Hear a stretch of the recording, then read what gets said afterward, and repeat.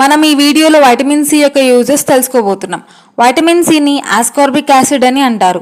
మనం ఆస్కార్బిక్ యాసిడ్ని ప్రతిరోజు 75 మిలీగ్రామ్స్ వరకు తీసుకోవచ్చు. కానీ ప్రెగ్నెన్సీ మరియు ఏజ్డ్ పీపుల్ మాత్రం 100 మిలీగ్రామ్స్ పర్ డేనే తీసుకోవాలి. ఆస్కార్బిక్ యాసిడ్ మన స్కిన్ కొల్లాజన్ ఫార్మేషన్కి యూజ్ అవుతుంది. మన బాడీలో ఐరన్ అబ్జార్బ్ అవ్వాలి అన్న వైటమిన్ సి అవసరం. ఫోలిక్ యాసిడ్ అనేది టెట్రాహైడ్రోఫోలిక్ యాసిడ్గా కన్వర్ట్ అవ్వడానికి ఫోలేట్ రిడక్టేజ్ అనే ఎంజైమ్ అవసరం. ఫోలేట్ రిడక్టేజ్ ఎంజైమ్ సరిగ్గా పనిచేయాలి అన్న ఆస్కార్బిక్ యాసిడ్ అవసరం. ఈ ప్రాసెస్ వల్ల మన ఆర్బీసీ మెచ్యూర్ అవుతుంది. వైటమిన్ సి అనేది కొలెస్ట్రాల్ నుంచి బైల్ యాసిడ్ని సింథసైజ్ చేస్తుంది. యాంటీబాడీస్ ఫార్మేషన్కి కూడా వైటమిన్ సి యూజ్ అవుతుంది. వైటమిన్ సికి యాంటీ ఆక్సిడెంట్ ప్రాపర్టీ ఉంటుంది. దానివల్ల మనకి క్యాన్సర్ రాదు.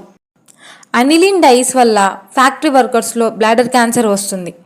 సో వీళ్ళు ఎవ్రీడే వైటమిన్ సి తీసుకుంటే వాళ్ళకి క్యాన్సర్ వచ్చే ఛాన్సెస్ చాలా తక్కువగా ఉంటాయి.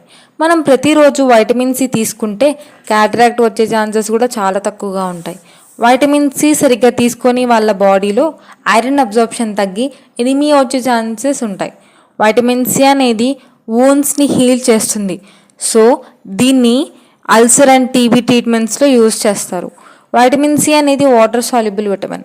సో ఇది మన బాడీలో అక్యుములేట్ అవ్వదు. కానీ ఎవరైతే ప్రతిరోజు 2000 మిల్లీగ్రాముల వైటమిన్ సి తీసుకుంటారో వాళ్ళల్లో ఐరన్ లెవెల్స్ విపరీతంగా పెరిగిపోతాయి.